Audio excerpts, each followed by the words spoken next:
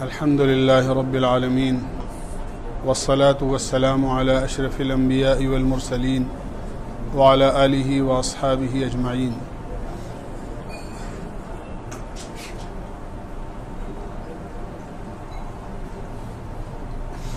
دوستو بزرگو،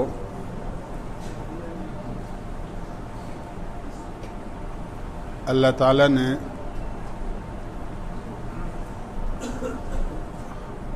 ہر مسلمان کو اپنا محتاج بنایا ہے اور مخلوق کا محتاج نہیں بنایا ہے.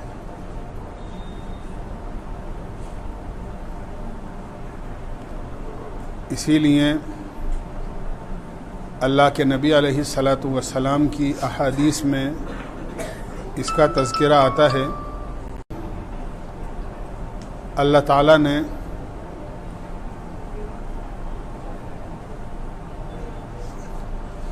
اچھے لوگوں کی اور نیک لوگوں کی یہ صفت بیان کی ہے، لا يسألون الناس الحافا، جو لوگوں سے چمٹ کر نہیں مانگتے ہیں، یعنی اپنی عادت مانگنے کی نہیں بناتے.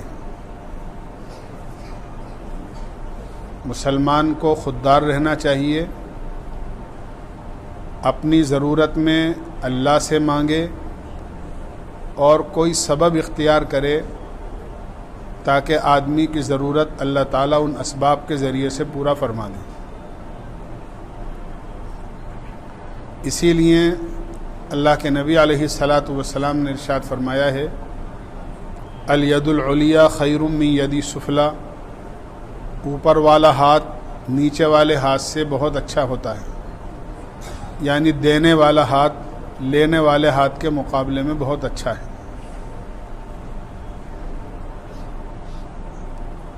اس لیے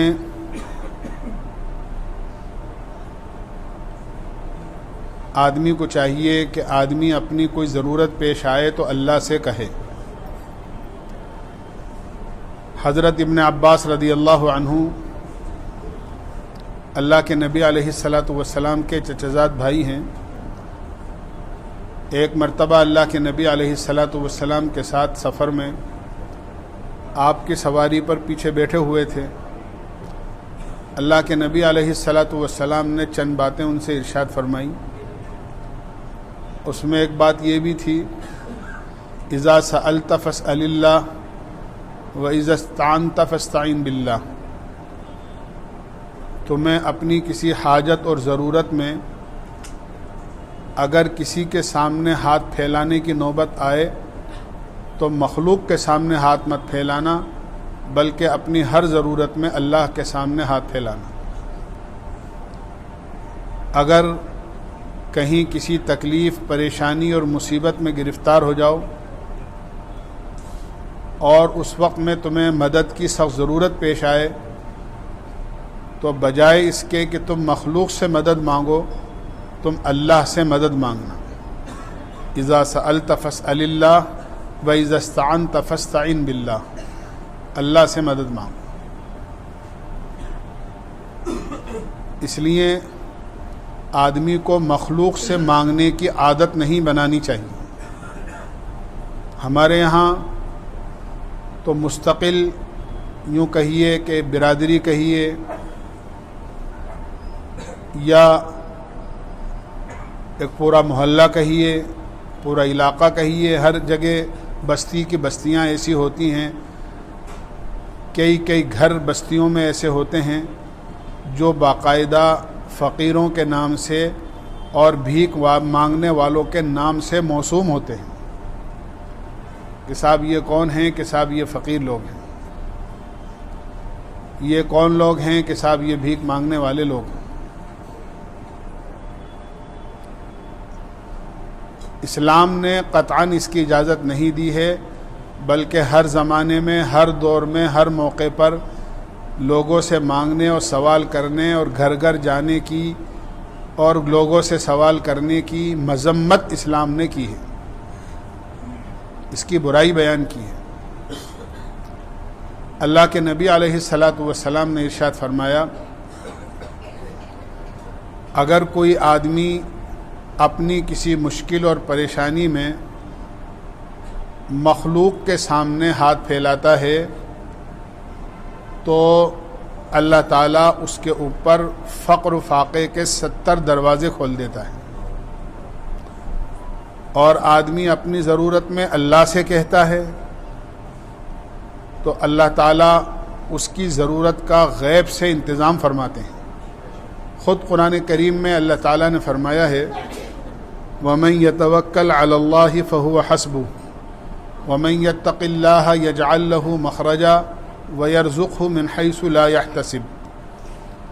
جب کوئی آدمی تقوی اختیار کرتا ہے، اللہ سے قریب ہوتا ہے، اللہ سے کہتا ہے، اپنے آپ کو اللہ کی نافرمانی سے بچاتا ہے، تو یوں فرمایا اللہ ہر تنگی میں راستہ کھول دیتے ہیں۔ وَيَرْزُقْهُ مِنْ حَيْثُ لَا يَحْتَسِبُ، اور ایسی جگہ سے اس کو روزی عطا فرماتے ہیں جہاں سے اس کا وہم و گمان بھی نہیں ہوتا۔ اسی لیے جناب رسول اللہ صلی اللہ علیہ وسلم نے ارشاد فرمایا کہ اگر کسی آدمی کے اوپر کوئی پریشانی اور تنگی آئے اور اتنی آ جائے کہ اس کو 3 دن کا فاقہ اس کے اوپر آ جائے، 3 دن تک اس کو کھانے پینے کی کوئی چیز میسر نہ ہو، اور وہ ان 3 دن میں اللہ کی مخلوق سے اپنی حالت کو چھپائے اور کسی سے نہ کہے، تو اللہ تعالیٰ 1 سال کی حلال روزی کا دروازہ اس کے لیے کھول دیتے ہیں۔ آدمی اگر ہماتن اللہ کی طرف متوجہ ہو جائے تو اللہ تعالیٰ زمین و آسمان کو باقاعدہ حکم دیتے ہیں اپنے اس بندے کو روزی پہنچانے کے لیے۔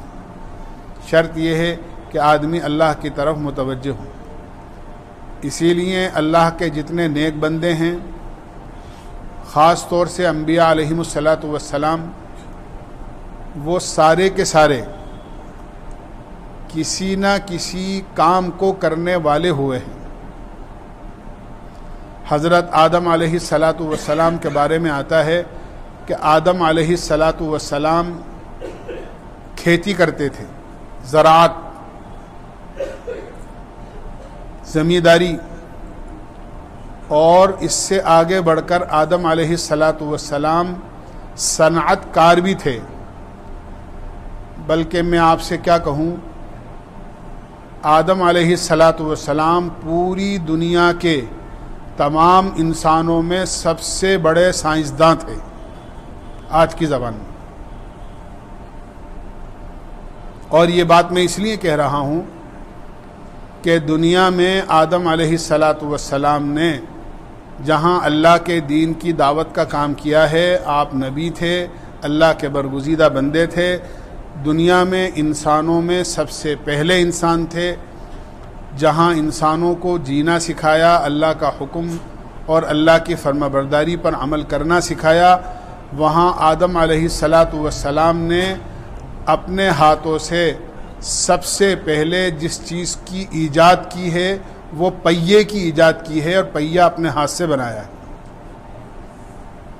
شاید بعض لوگوں کو معلوم بھی نہیں ہوگا کہ دنیا میں پہیہ کس نے بنایا ہے۔ میں آج بتا رہا ہوں آپ کو کہ پہیے کو بنانے والے اور پہیے کی ایجاد کرنے والے حضرت آدم علیہ السلام ہیں، جس کے بغیر آج دنیا کی کوئی سواری نہیں چل سکتی۔ آپ سائیکل سے لے کے، بیل گاڑی سے لے کے، چاہے وہ بیل گاڑی ہو اور چاہے وہ موٹر اور کار ہو اور چاہے وہ ریل گاڑی ہو، یا وہ کوئی بچوں کی زبان میں کہو کہ چیل گاڑی ہو، کہ جتنی گاڑیاں ہیں وہ ساری کی ساری گاڑیاں پہیے کے بغیر نہیں چل سکتی، اور پہیے کو بنانے والے آدم علیہ السلام ہیں۔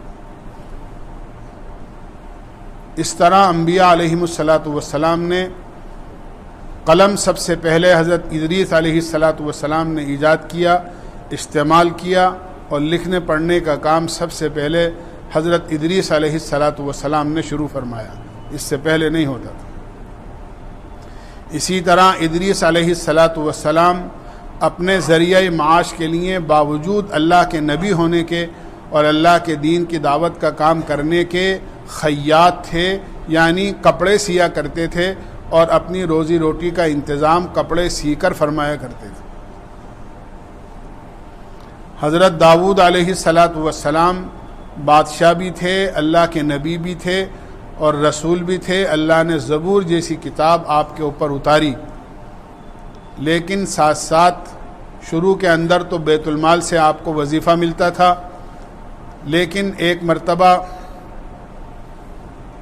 اپنی رعایا کے اندر سادہ لباس کے اندر نکلے، یہ معلوم کرنے کے لیے تاکہ میرے بارے میں لوگوں کا کیا گمان ہے۔ عام آدمی سے پوچھتے بھیس بدل کر کہ تمہارے یہاں کے بادشاہ کا کیا حال ہے، کیسا آدمی ہے؟ ہر آدمی تعریف کرتا کہ ہمارے یہاں کے بادشاہ بہت اچھے ہیں، بہت منصف ہیں، رعایا کے ساتھ بڑے ہمدرد ہیں۔ بعض لوگوں نے بلکہ علماء نے لکھا ہے کہ وہ تو اللہ کی طرف سے بھیجا ہوا فرشتہ تھا۔ ایک آدمی ملا اور یہ کہا کہ بادشاہ تو بہت اچھے ہیں، بہت نیک آدمی ہیں، بہت رحم دل ہیں، اپنی رعایا اور اپنے ماتحتوں کے سارے حقوق ادا کرتے ہیں، لیکن بیت المال سے جس میں صدقات وغیرہ جمع ہوتے ہیں اس سے ان کو وظیفہ ملتا ہے، اگر وہ وظیفہ نہ لیں اپنا کوئی کام کریں تو زیادہ بہتر ہے۔ بس داؤد علیہ السلام نے اسی دن سے طے کر لیا کہ بیت المال سے وظیفہ نہیں لینا ہے بلکہ اپنا کام خود کرنا ہے۔ چنانچہ لوہے کی زرہ بنا کر اور وہ بازار میں فروخت کیا کرتے تھے اور اللہ تعالیٰ اس کے ذریعے سے ان کی روزی روٹی کا کام چلایا کرتا تھا۔ اللہ تعالیٰ نے ان کے اس عمل کی وجہ سے ان کے لیے لوہے کو موم بنا دیا تھا۔ خود قرآن کریم میں اللہ تعالیٰ نے فرمایا وَأَلَنَّا لَهُ الْحَدِيدَ، ہم نے داؤد علیہ السلام کے لیے لوہے کو انتہائی نرم کر دیا تھا۔ علماء نے لکھا ہے کہ نرم کا مطلب یہ ہے اتنا نرم لوہا ہو گیا تھا جیسے گندا ہوا آٹا ہوتا ہے۔ گندا ہوا آٹا جو ہوتا ہے ہم دیکھتے ہیں کہ بچے اس کو ماں سے لے لیتے ہیں اور پھر اس کو جو چست بنانا ہوتا ہے بچے اس سے کھیلتے ہیں، چھوٹی چھوٹی روٹیاں بناتے ہیں، باٹیاں بناتے ہیں، اس کے لمبے لمبے بیلے بناتے ہیں، یعنی اس کو جس طرح چاہتے ہیں بچے موڑ لیتے ہیں، اس کی جلیبیاں بنا دیتے ہیں، اس کی پوریاں بنا دیتے ہیں، اس کی تکونی کچھ بنا دیتے ہیں۔ جتنا نرم گندا ہوا آٹا ہوتا ہے اتنا نرم داؤد علیہ السلام کے لیے اللہ نے لوہے کو فرما دیا تھا۔ اس سے پتہ لگتا ہے کہ اگر آدمی لوگوں کے سامنے بجائے ہاتھ پھیلانے کے اپنا کوئی ذریعہ معاش اور کوئی سبب اختیار کرتا ہے تو اللہ کی خصوصی مدد اس کے ساتھ ہوتی ہے۔ جناب رسول اللہ صلی اللہ علیہ وسلم نے تجارت بھی فرمائی، بکریاں بھی آپ نے چرائیں۔ حضرت موسیٰ علیہ السلام خود بکریاں چرایا کرتے تھے اور بکریاں چرانے کے عوض ہی میں حضرت شعیب علیہ السلام کی بچی سے آپ کا نکاح ہوا۔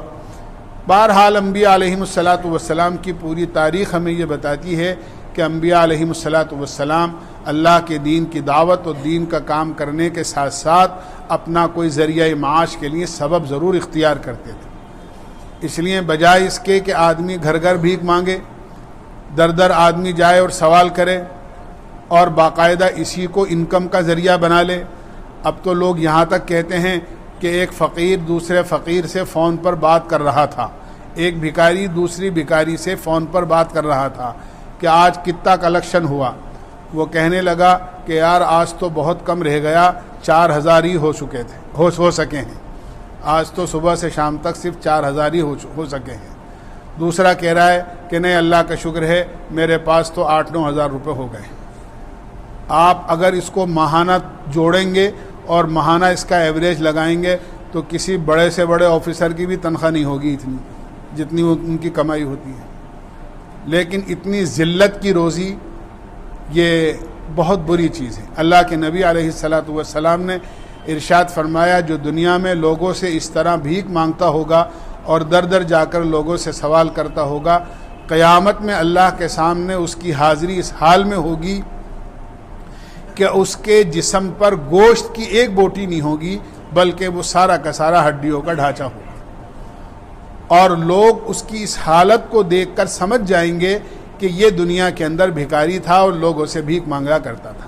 قیامت کے اس میدان میں جب کہ آدم علیہ السلام سے لے کے قیامت تک کے آخری انسان تک کے لوگ موجود ہوں گے، اس دن کی ذلت کتنی بڑی ذلت ہوگی۔ اس لیے آدمی کو کوئی نہ کوئی پیشہ اختیار کرنا چاہیے، در جا کر بھیک نہیں مانگنا چاہیے۔ اس کی بڑی مذمت قرآن اور حدیث میں اور شریعت اسلام کے اندر بیان کی گئی ہے۔ میں آج اس لیے یہ بیان کر رہا ہوں کہ آج زکوٰۃ کے سلسلے میں کچھ باتیں میں نے عرض کی تھیں، تو ایک تو زکوٰۃ دینے والا ہوتا ہے، ایک لینے والا ہوتا ہے۔ لوگ یہی سمجھتے ہیں کہ بھئی اس مہینے کے اندر لوگ اپنی زکوٰۃ خیرات نکالتے ہیں، لہذا در جا کر لوگوں کے ہاں بھیک مانگتے ہیں۔ یہ طریقہ انتہائی غلط ہے اور ایسا طریقہ اختیار نہیں کرنا چاہیے۔ اللہ کے نبی علیہ السلام تو خود ایسے لوگوں کو کام پر لگایا کرتے تھے۔ ایک آدمی نے اللہ کے نبی علیہ السلام سے سوال کیا آ کر کہ اللہ کے نبی، میں بہت فقیر آدمی ہوں، میرے گھر میں کچھ نہیں ہے، کھانے پینے کی بڑی تنگی ہے۔ اللہ کے نبی علیہ السلام نے ارشاد فرمایا، آخر تمہارے گھر میں کچھ ہے بھی؟ تو اس نے کہا کہ میرے پاس ایک کمبل ہے، آدھے کو بچھاتے ہیں، اسی آدھے کو اوڑھ لیتے ہیں، دوسرے ایک پانی پینے کا پیالہ ہے، اس کے علاوہ میرے گھر میں کچھ نہیں ہے۔ آپ نے فرمایا دونوں چیزیں لے کر آؤ، اور دونوں چیزیں اس سے منگوائیں، اور منگوانے کے بعد اللہ کے نبی علیہ السلام نے مسجد ہی کے اندر اعلان کیا کہ کون آدمی ہے جو اس کو خریدنے کو تیار ہے۔ ایک صحابی نے کہا کہ اللہ کے نبی، میں اس کو 1 درہم میں خریدنے کو تیار ہوں، دونوں چیزیں۔ اللہ کے نبی علیہ السلام نے ارشاد فرمایا، تم میں سے کوئی ہے ایسا جو 1 درہم سے زیادہ اس کی قیمت دے؟ 2-3 مرتبہ آپ نے اعلان کیا۔ ایک صحابی کہنے لگے، اللہ کے نبی میں اس کے دونوں چیزوں کے 2 درہم دے سکتا ہوں۔ آپ نے فرمایا لاؤ۔ 2 درہم ان سے لیے، کمبل اور کٹورا ان کو دیا، اور آپ نے ان صحابی کو 2 درہم دیے، کہا کہ 1 درہم کے کھانے پینے کا نظام اپنے گھر والوں کے لیے کرو، اور 1 درہم کا بازار سے جا کر کلہاڑی لے کر آؤ، جو لوہے کا دستہ ہوتا ہے ان کا، وہ لے کر آؤ، لوہے کی کلہاڑی۔ اور مازار سے اس لوہے کی کلہاڑی کو منگایا، اور اپنے ہاتھ سے دستے مبارک سے اللہ کے نبی علیہ السلام نے لکڑی کا بیسا اس میں لگایا، اور لگانے کے بعد فرمایا کہ جاؤ یہ کڑھاری لو، جنگل چلے جاؤ، لکڑی کاٹو اور کاٹ کر بیچو، 15 دن سے پہلے مجھے یہاں نظر مت آنا۔ چنانچہ وہ چلے گئے، اور 15 دن کے بعد اللہ کے نبی علیہ السلام سے ان کی ملاقات ہوئی۔ اللہ کے نبی علیہ السلام نے ارشاد فرمایا، کیا رہا تمہاری محنت مزدوری کا صلہ؟ فرمانے لگے، اپنا کام کرتا ہوں، جنگل سے لکڑی لا کر کاٹ کر بیچتا ہوں، اپنی روزانہ کی ضرورت بھی پوری ہو جاتی ہے، اور اللہ کا شکر ہے 15 دن کے اندر 10 درہم میرے پاس موجود ہیں اس وقت۔ اس لیے کچھ کام کرنا چاہیے، لوگوں سے مانگنے کی عادت نہیں بنانی چاہیے، یہ بہت بری چیز ہے۔ قیامت میں دنیا میں بھی رسوائی ہے ایسے لوگوں کے لیے، اچھی نظر سے مانگنے والوں کو نہیں دیکھا جاتا ہے، اور قیامت میں تو ان کی رسوائی یقینی ہے۔ اس لیے ایسی چیزوں سے بچنے کا ہمیں پورا اہتمام کرنا چاہیے، اور ایسے لوگوں کو ترغیب دینا چاہیے اگر کسی کے ہاں قریب میں رہتے ہوں کہ بھائی ہٹے کٹے ہو، اور اللہ نے تمہیں طاقت دی ہے، بجائے اس کے کہ گھر گھر میلوں سفر ہو جاتا ہے ان کا۔ اگر آپ صبح سے اور شام تک ان کے کلومیٹر گنے تو کئی کلومیٹر ان کا روزانہ ادھر سے ادھر چلنا ہوتا ہے، بجائے اتنی محنت اس طرح مانگنے پر کرنے کے اگر کسی کام پر محنت کریں تو اللہ ویسے ہی مقدر کی روزی ان کو عطا فرما دیں۔ اللہ ہمیں عمل کی توفیق نصیب فرمائے۔ سبحان اللہ وبحمدہ، سبحانک اللہم وبحمدک، ونشہد ان لا الہ الا انت، نستغفرک ونتوب الیک۔ صلی اللہ تعالی علی خیر۔